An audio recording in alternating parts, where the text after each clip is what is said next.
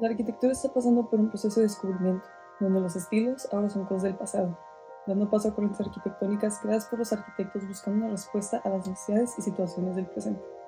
Hola, soy Alexandra Rutter y les voy a hablar de la arquitectura ecológica y la arquitectura fenomenológica. Estas son corrientes muy diferentes, pero que al final del día van de la mano la una con la otra. La arquitectura ecológica es esa que por su naturaleza tiene un enfoque dirigido al medio ambiente.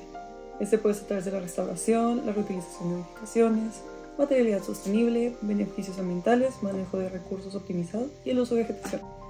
Mientras que la arquitectura fenomenológica tiene un enfoque a los sentidos y emociones que experimentamos los humanos al interactuar con el espacio.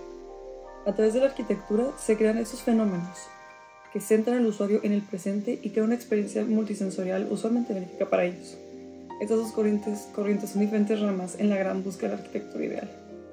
El primer caso que me gustaría presentarles es uno que tuve la oportunidad de visitar hace unos años, cuando viajé a Islandia y pude visitar The Retreat en la Laguna Azul. En ese punto ya estaba estudiando arquitectura, pero me sentía perdida. Solamente sabía que había lugares donde lo único que quería hacer era salir de ahí, y otros donde la misma atmósfera del lugar me invitaba a perderme en ella. Durante mi visita a estas instalaciones sentí una constante paz y curiosidad por recorrer todos los diferentes espacios.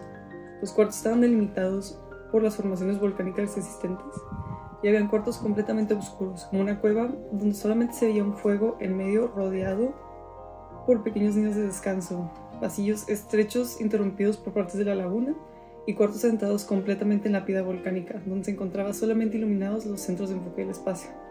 Cuando visité este lugar no entendía por qué me sentía tan en paz, pero después de 2 años de estudio y una maestra increíble, ahora entiendo que me sentía así porque mi ser estaba experimentando todos los espacios con todos mis sentidos. Estos fenómenos que sentía eran las texturas rocosas de los muros de piedra volcánica, la calidez y la luz acogedora del fuego en ese cuarto de sanación, el sonido del agua moviéndose entre los diferentes huecos y mis ojos enfocados en las fuentes de luz y en los olores de lodos y piedras del mismo sitio. Algo muy bello de la arquitectura escandinava es su valor por la ecología, y eso se ve reflejado en el diseño, basado en las formaciones del terreno, el uso de los materiales locales como la madera y la piedra volcánica, y sus certificaciones energéticas. A través de la arquitectura crearon un espacio sanación y relajación, involucrando importantes aspectos de la cultura escandinava de las bathhouses y los saunas, creando un ícono islámico que ha impactado en la sociedad y como ícono cultural de su país. Siempre he tenido una fascinación con los espacios abandonados. Al ver lo que fue y lo que puede llegar a ser un espacio, me apasiona mucho, y siento que esto lo sintió Ricardo Bofill cuando primero vio la fábrica de concreto abandonada, donde ahora se encuentra su vivienda y estudia arquitectura. En este caso es una ecología y fenomenología accidental, ya que se reutiliza una estructura muerta para crear algo nuevo y diferente. Igualmente se integró vegetación en todos sus espacios para evitar la frialdad del hormigón que puede llegar a provocar un usuario. La inmensidad de los espacios llevan al usuario a la trascendencia psicológica que permite a uno existir en su soledad y su creatividad, como referencia Gaston Bachelard en The Poetics of Space. Esa inmensidad combinada con los elementos que quedaron, como escaleras que suben a la nada, estructuras de hormigón sin sentido, todos de hierro que cuelgan en el aire y esos grandes espacios vacíos crean un fenómeno surrealista. La fluidez del espacio se ve en el cambio que vive y en la transición de un espacio previamente industrial a uno lleno de vida y creatividad. A través de todo esto se sienten los olores de los materiales previamente creados ahí, que ahora viven impregnados en el espacio, los nuevos sonidos que trajo la naturaleza integrada, la variedad de sensaciones térmicas y materiales que se sienten en los cambios de alturas y al tocar las suaves paredes de hormigón. Cuando uno construye en un espacio sagrado como la selva maya, es importante aprender a respetar el espacio y la cultura local. El contexto cultural de Tulum está muy cargado de historia y tradiciones del pueblo maya que históricamente ha respetado y convivido con la naturaleza en paz. Sin embargo, con la gentrificación reciente de Tulum, esta mentalidad se ha ido perdiendo, creando espacios que arrasan con la selva para poner tiendas de extranjeros, hoteles fríos y restaurantes Michelin. Spheric O de Roth Architecture logra alejarse de todos estos espacios al crear un nuevo respeto por el sitio. Crean un proyecto que nace a través de las formas del terreno. Salen formas imposibles para evitar cortar la vegetación, en vez de integrándola en su misma arquitectura como focos de atención. El suelo irregular se crea a través de la forma natural del terreno y las mismas formas y huecos orgánicos del espacio crean una iluminación y ventilación natural. Cuando se trabaja tan conectado al sitio, naturalmente fluye la arquitectura fenomenológica. Lo vemos en la sensación de las paredes curvas, que invitan al usuario a tocarlas e interactuar con ellas, el piso que te fuerza a ser consciente de la sensación de caminar en el suelo irregular, y la selva llenando el espacio de olores y ruidos de la naturaleza que coexisten dentro de este mismo espacio. Cuando vivía en Milán durante la pandemia, lo único que podía hacer era caminar y ver, caminar y ver. fue donde nació mi pasión por la arquitectura, y Bosco Verticale de Stefano Boeri fue uno de esos espacios que vi que contribuyó a esa pasión. Stefano es de los primeros pioneros de arquitectura ecológica en Italia, haciendo un enfoque en la biodiversidad y no en el ser humano. Él describe Bosco Verticale como el primer prototipo de un bosque vertical artificial, que es una casa para los árboles y los pájaros donde también habitan los humanos, siendo uno de los primeros proyectos donde el enfoque principal es la naturaleza y el hombre se queda como un segundo usuario. Este proyecto contiene 800 árboles, 4.500 arbustos y 20.000 plantas, las cuales equivalen a la vegetación que habría en 5 hectáreas de bosque, pero ahora solamente en 1.000 metros construidos, lo cual actúa como un pulmón que absorbe la contaminación por partículas y exceso de CO2 en una ciudad con una crisis de mala calidad de aire por la industria. Con la cubierta verde creada por la variedad de vegetación, se reduce la incidencia solar dentro del edificio, lo cual crea un ahorro de energía en el enfriamiento del edificio. Igualmente, esta cubierta vegetal actúa como un aislamiento acústico que reemplaza los ruidos de la ciudad con ruidos de la naturaleza como los pájaros, la vegetación moviéndose en el viento. El bosque vertical le crea una experiencia fenomenológica multisensorial, como el bosque que describe Giovanni Palasma en la página 34 de Los ojos en la piel.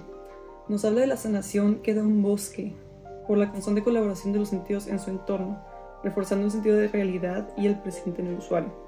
Eso se siente en este bosque vertical por las temperaturas frescas, por la cubierta vegetal, los ruidos de la naturaleza como los pájaros y la vegetación, un juego de luz y sombras creado por los árboles y la luz del sol que atraviesan las hojas, las vistas verdes llenas de vegetación que crean un sentimiento de calma y privacidad, y el olor de la vegetación cercana y la tierra mojada en los días lluviosos. Nunca he visto a nadie crear espacios como Javier Senosian, y si no tuviera límite de tiempo para este video, fácilmente me quedaría mínimo media hora hablando de su casa orgánica. Completada en 1984 en Naucalpan de Juárez, como casa propia y expandida con la llegada de sus hijas al mundo. La casa tiene la forma de 2 cacahuates conectados por un túnel subterráneo y se encuentra parcialmente bajo tierra, pero con elementos expuestos que por su forma ahora se le conoce como el tiburón. La cubierta de tierra y pasto en la mayoría de la casa crea una protección contra los elementos, la cual hace que no haya dilataciones y contracciones en el material, protegiendo así la estructura. Las ventanas y las entradas de luz crean una gran iluminación natural, ya que la forma irregular de la casa permite que se puedan colocar en cualquier dirección y ángulo. Por estas mismas y por la forma aerodinámica de la casa, la ventilación fluye libremente, la cual junto con la cubierta de la tierra crea una temperatura fresca ideal para los usuarios. Estos factores contribuyen a que este proyecto sea parte de la arquitectura ecológica, pero el mismo diseño de la casa hace que haya esta conexión entre lo ecológico y lo fenomenológico. La forma curveada y enterrada nace de la idea de regresar a los espacios de confort primitivos, la matriz de una madre, las madrigueras de los animales y las cuevas prehistóricas. Las ventanas irregulares y los vitrales de colores crean un juego de luz que va cambiando dependiendo de la hora y el clima, lo cual crea una intimidad y una conexión entre el usuario y el hogar. La primera parte de la casa solo cuenta con el color beige por su inspiración mencionada en la matriz y la tierra, y darle continuidad al sentirte bajo tierra. Sin embargo, la expansión de la casa se ve una nueva involucración del color. Senosian cita a Luis Barragán como su inspiración y usa pintura y vitrales de colores para limitar cada espacio y crear un programa y una guía a través de este fenómeno colorido. Usa el rojo con vitrales amarillos y naranjas para crear un espacio de transición, que lleva a la recámara azul y a la recámara rosa de las niñas, y por otras escaleras transiciona al espacio amarillo del estudio encontrado en la cabeza del tiburón. Por su naturaleza de estar enterrada, la sensación térmica que se crea es una de confort refrescante constante. Nos dice Giovanni Palasma en Los ojos en la piel que una experiencia arquitectónica poderosa da paso al silencio absoluto. Nos da la oportunidad de enfocarnos en nuestra existencia y permite el sentimiento fundamental de la soledad. Eso se siente dentro de la casa orgánica por las varias cubiertas de tierra que aíslan por completo el ruido exterior. Por último, la sensación de los elementos oscuros por toda la casa invitan a que interactúes con ellos y te des la oportunidad de conectar con tu hogar a través de la piel. Algo que me gusta mucho mencionar, además de los factores ecológicos y fenomenológicos de esta casa, es que honra fuertemente a la cultura mexicana. En una entrevista con Architectural Digest, Javier Senosian habla sobre cómo la casa y su concepto del que ya les platiqué busca con su forma recrear este sentimiento de apapacho de una madre y cuenta cómo para él esta palabra y este sentimiento eran muy importantes, dado que viene el náhuatl, que significa abrigo del alma.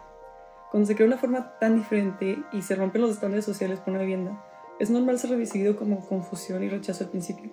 Y cuenta en esa misma entrevista que en la primaria una de sus hijas dibujó su casa, y gracias a que dibujó una casa café, curva, con paredes en el techo, las maestras se preocuparon porque pensaron que había algo malo con la niña. Esto nos muestra cómo la casa desde sus inicios desafió a la cultura arquitectónica de la época y los estándares sociales de lo que debe ser una casa. Javier Senosian diseñó esta casa en los 80s, cuando las escuelas arquitectónicas glorificaban la forma ortogonal y la ausencia del color. La arquitectura ecológica y la arquitectura fenomenológica son dos corrientes distintas, pero cuando son analizadas en casos se ve como estas inevitablemente se orbitan la una a la otra constantemente. Lo natural da paso a los fenómenos sensoriales, y el buscar crear estos fenómenos sensoriales lleva a uno a buscar lo natural. Tomando esto me siento tranquila, porque como les comenté en algún punto del video, me sentí perdida en la arquitectura por mucho tiempo. Y ver estas dos corrientes juntas me da paz, porque veo cómo son las respuestas para conseguir una arquitectura humana.